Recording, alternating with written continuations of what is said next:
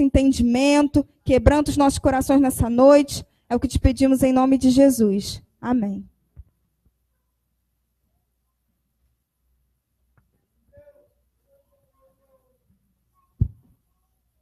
Irmãos, abra sua Bíblia em Atos capítulo 9. Nós estamos continuando nossa trajetória sobre o livro de Atos.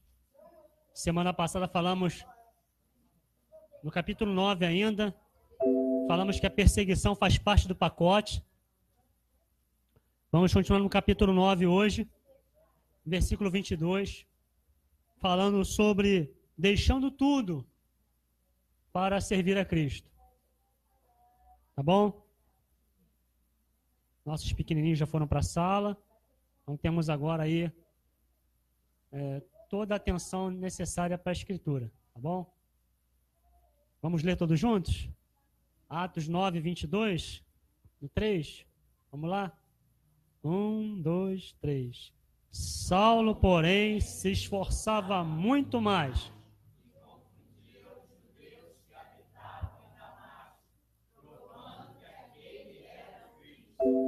Podem sentar, irmãos.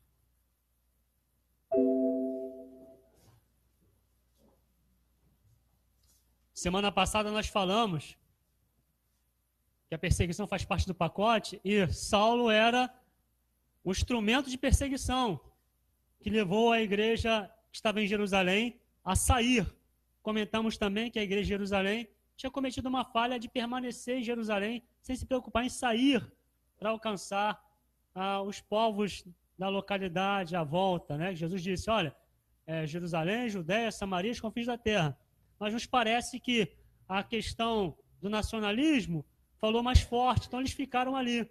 Quando Estevão é morto, Saulo concorda com a morte dele, os irmãos que eram judeus helênicos tiveram que sair porque a sua vida estava em perigo. Então eles saíram espalhando a mensagem por todos os lugares, né? Falamos de Filipe, até que chegamos no capítulo, no domingo passado, falando que a salvação faz parte do pacote. E agora, vamos falar sobre esse assunto, abandonando tudo por Cristo. Veja, Saulo, ele tinha um objetivo.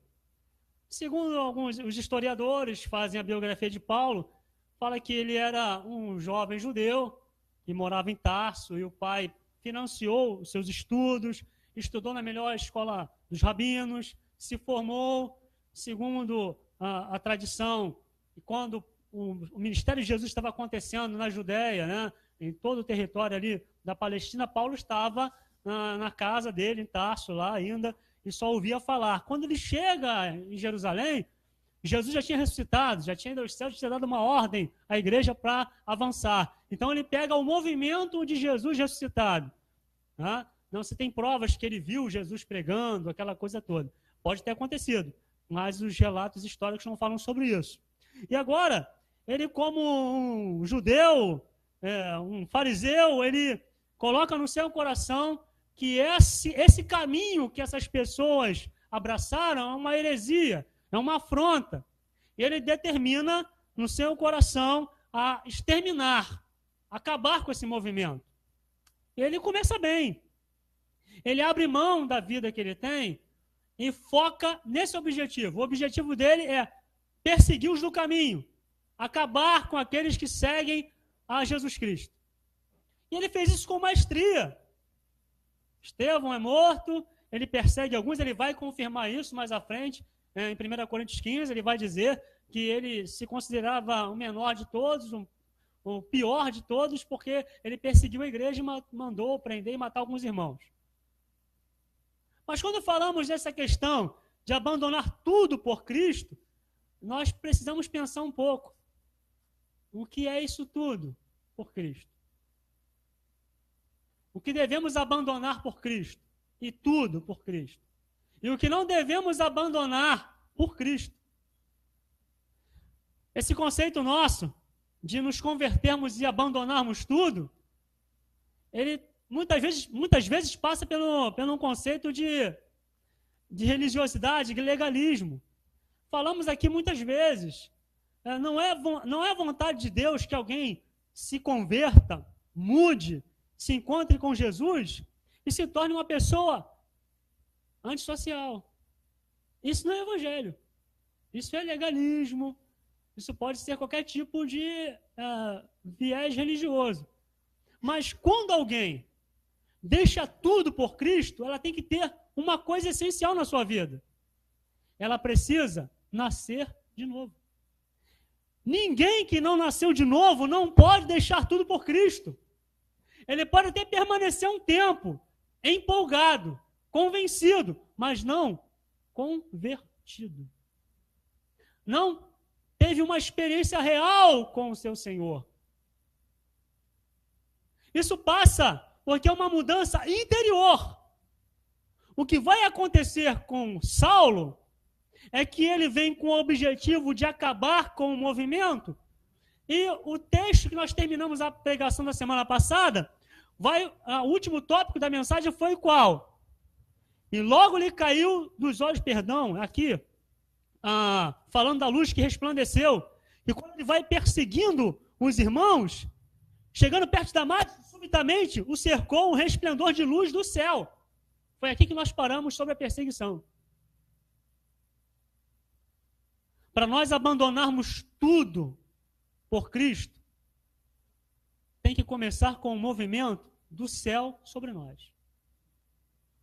Não começa na terra, começa com o movimento do céu. Por isso Jesus vai dizer, arrependei-vos, porque é chegado o reino dos céus. É o reino dos céus que, entrando em nós, nos fará e nos motivará a abandonar tudo o que não faz parte do reino de Cristo, para que a nossa vida seja realmente uma vida que vai frutificar o reino de Deus aqui na terra. Veja, Paulo, o apóstolo Paulo, Saulo, a gente vai falar sempre essas coisas, ele está voltado para a implantação de um reino.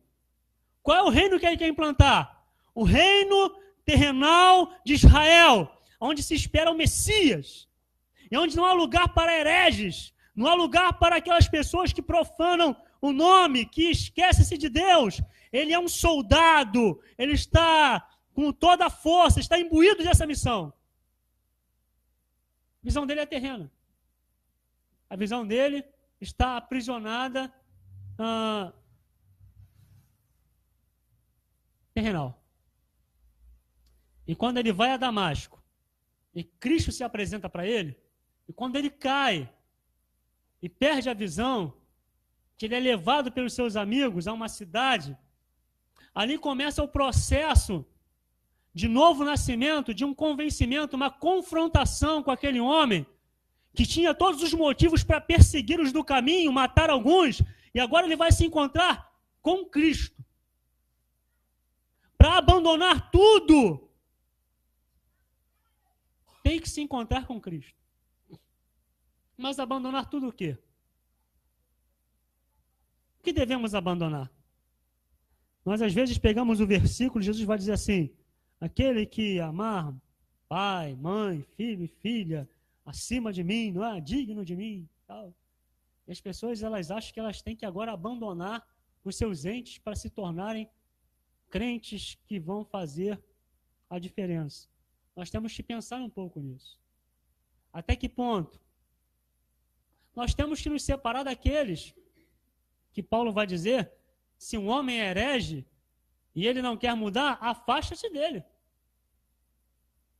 Mas aqueles que estão cegos no pecado, nós como igreja temos que nos aproximar deles. Porque nós temos a única mensagem no mundo que vai fazer os homens abandonarem a visão deles e o que eles acham que é certo quando se encontrarem com Jesus.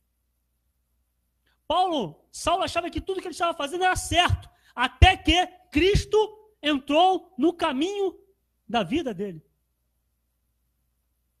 E o chamou pelo nome, Saulo, Saulo.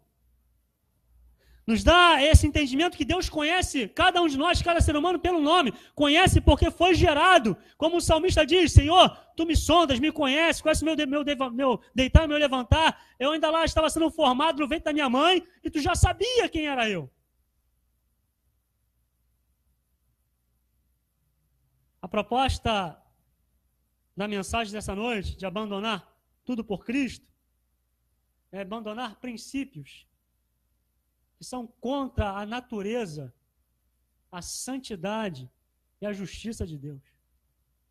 Na semana passada colocamos alguns vídeos aqui e foi interessante que depois, na mesma semana, alguém colocou no nosso canal de uma conferência que aconteceu. Quem que colocou?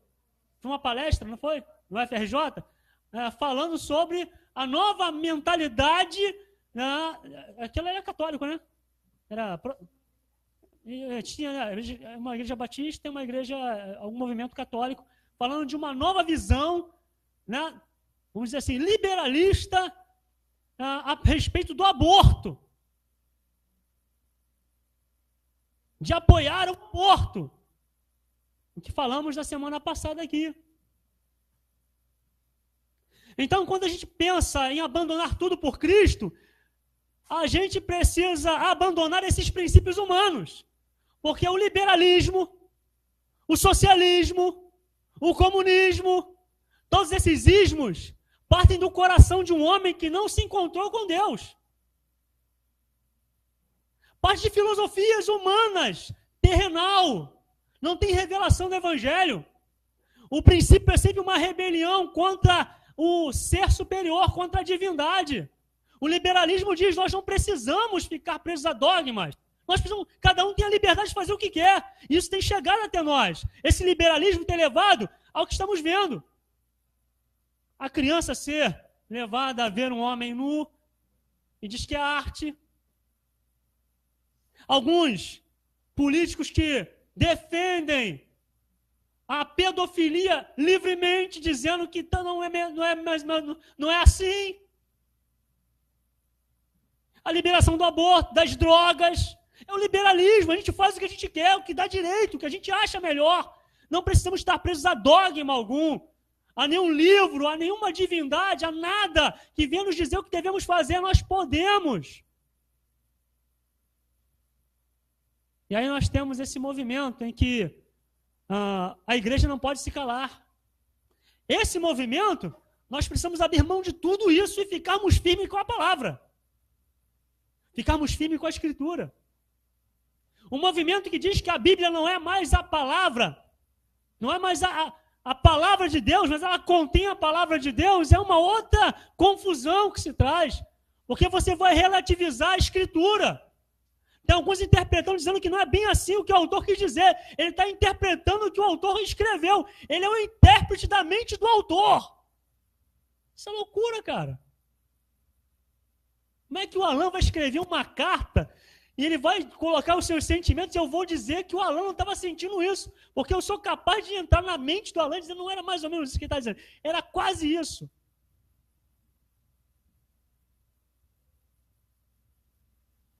Abrir mão de tudo por Cristo é se posicionar de verdade, porque o tempo que estamos vivendo é o tempo que João diz. Olha, tempo de muita dificuldade. É o tempo do fim.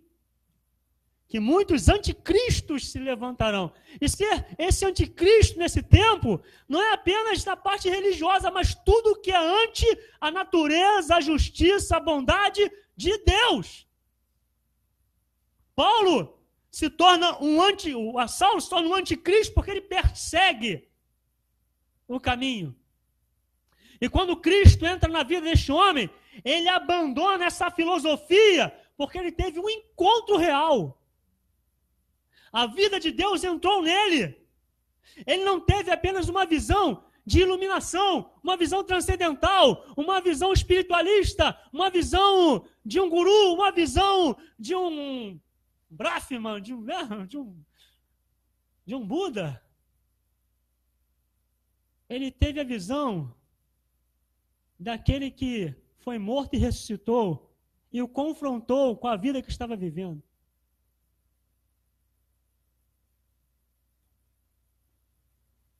Quando a gente diz que o ateísmo, e que quando um ateu se converte e se rende a Cristo e conhece a Escritura e se torna um propagador do Evangelho, é porque realmente Cristo entrou na sua vida.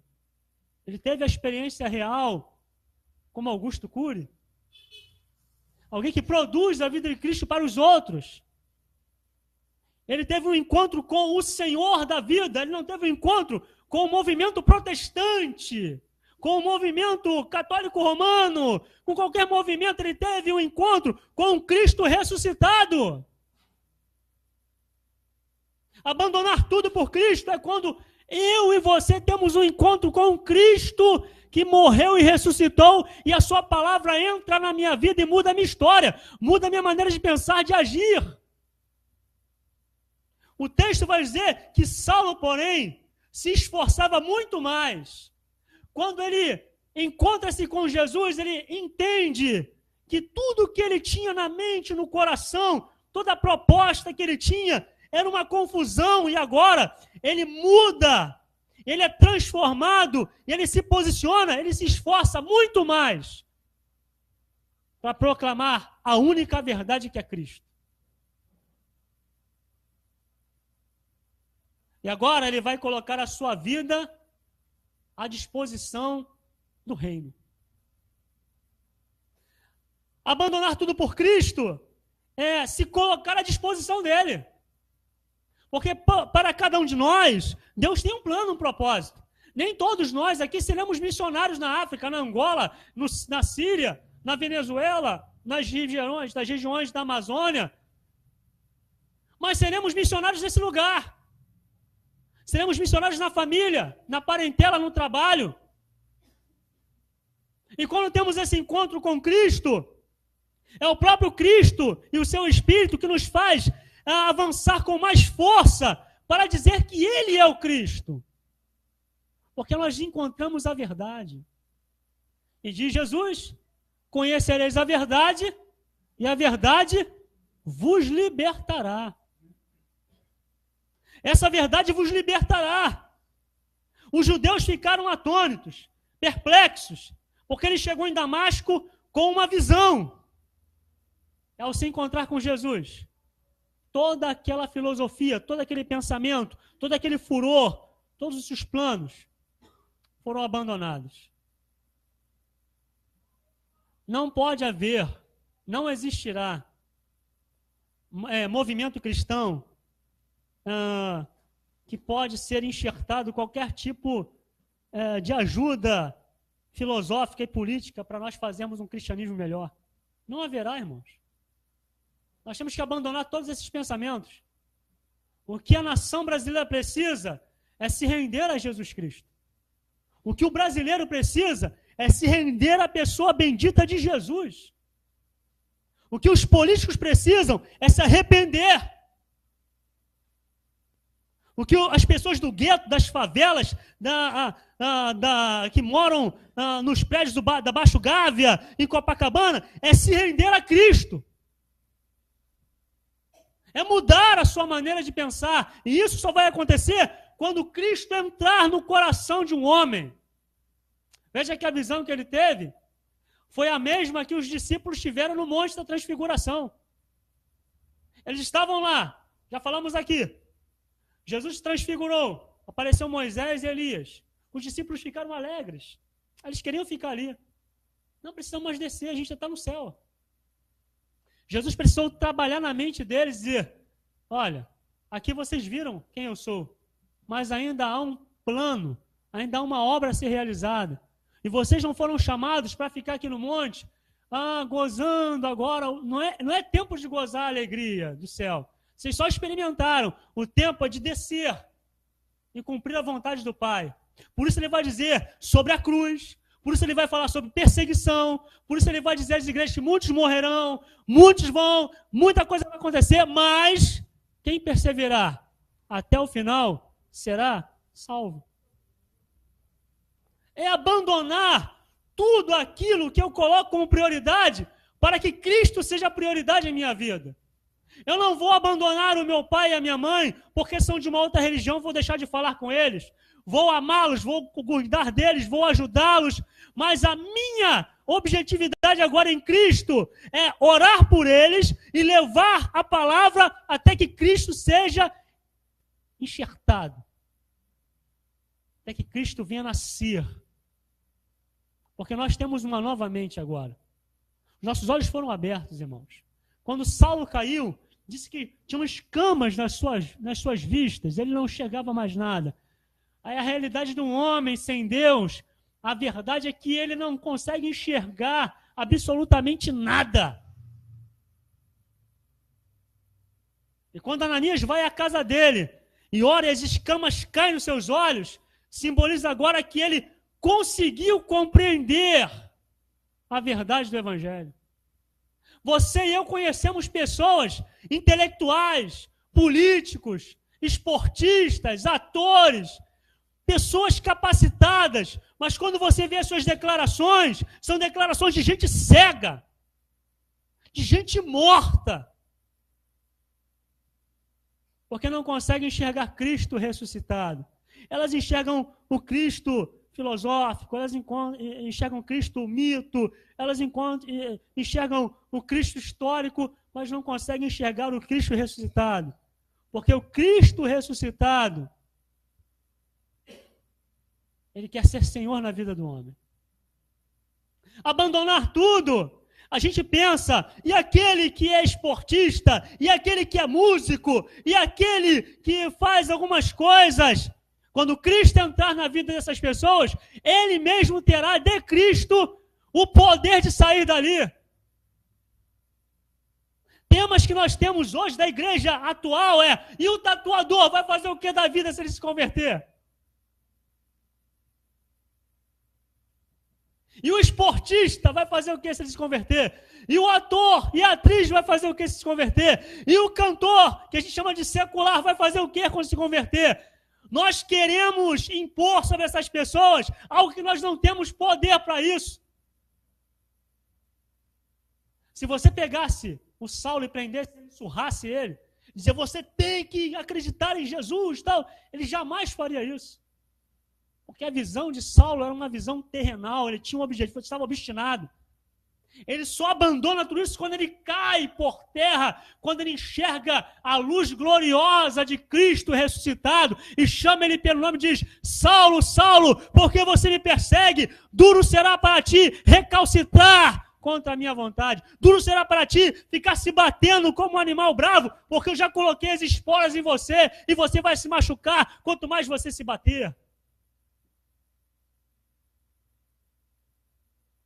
Entendemos que abandonar tudo por Cristo é ter um encontro real com Ele.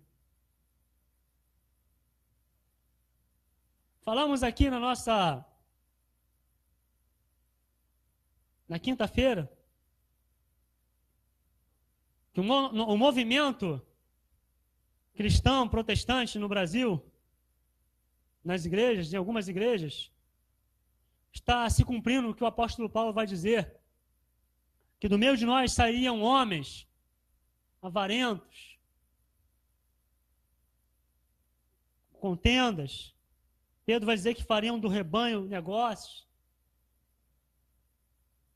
Homens que vão para o seminário, estudam 4, 5, 6 anos, e quando são ordenados pastores, ele não consegue visualizar que a igreja é o movimento de Jesus, ele é o cabeça, e a gente faz desse negócio uma fonte de sobrevivência.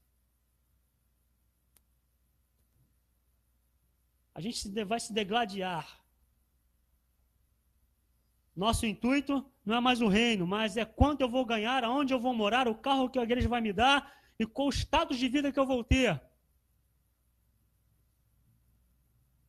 E aí a gente está dizendo, abro mão dos meus sonhos, abro mão dos meus planos, abro mão da minha vida por ti, Senhor. Abro mão dos prazeres e das minhas vontades. Abro mão das riquezas por ti. Nós falamos da tentação do capítulo 4 de Mateus, nós analisamos, nós pregamos, mas no nosso movimento nós estamos aprisionados sem abrir mão de tudo. Nós queremos os bens da terra, nós queremos a glória da terra. Quando Cristo diz que a nossa glória, a nossa riqueza está em outro lugar. Paulo vai dizer no capítulo 15 de 1 Coríntios que o que nós ele vai falar de corpos, de vários corpos celestiais, os corpos terrenais e tal. Ele vai dizer assim: nós temos um corpo terrenal, mas aguardamos o corpo celestial. Seremos semelhantes àquele que é celestial. A visão do apóstolo Paulo era transformada, dizendo: eu achava que tudo isso era interessante, tudo que eu estudei, beleza, mas o que Deus preparou para nós não chegou ao coração, não chegou ao nosso entendimento, tudo que Deus tem preparado para nós. Nós ainda estamos tateando em tudo isso. Por isso, a gente precisa abrir mão dessa ignorância, desses desejos enfreados. Nós falamos do avarento, do rico, mas como discípulos, as estatísticas estão aí. Sempre, olha, desde que eu me converti, eu ouço essa história. Nós, no movimento cristão, algumas, não estou falando todas as igrejas, tem igrejas voltadas para missões, mas uma grande parte, nós gastamos mais dinheiro comendo hambúrguer do que com missões.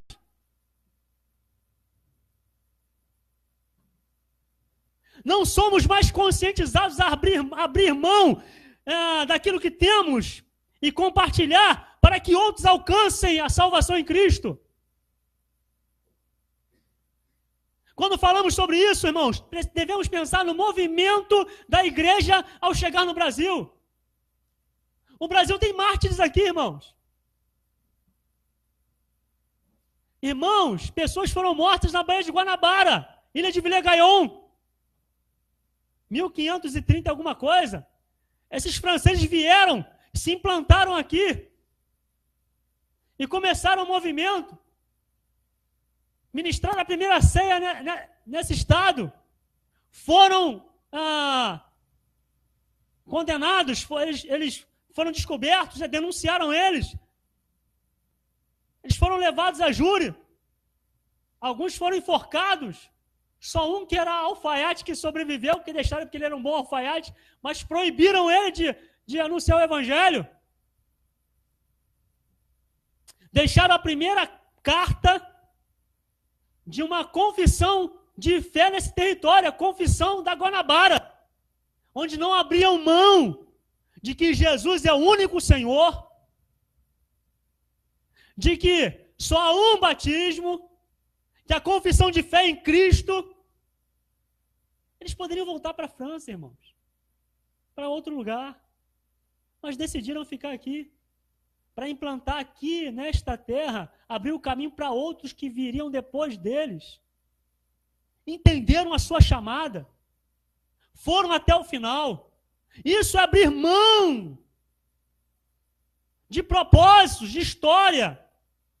Alguns de nós serão convocados, como fizemos aqui, a ajudar a Maria da Glória, ajudar o pastor Fabrício, ajudar a ajuda de missões mundiais, mas seremos muitas vezes convocados na individualidade, de você abrir mão de algumas coisas para que um filho, uma filha, um esposo, a esposa, um sobrinho, um vizinho, seja alcançado para o reino.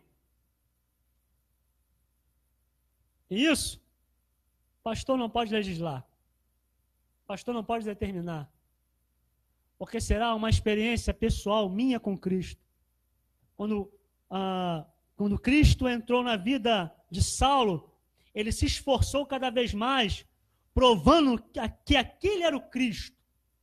Ele sai com convicção que Jesus não era o Messias. Mas quando ele se encontra com Jesus, agora ele diz: ele é o Messias. Ninguém me contou, eu estive com ele. Ele me confrontou, ele trouxe a existência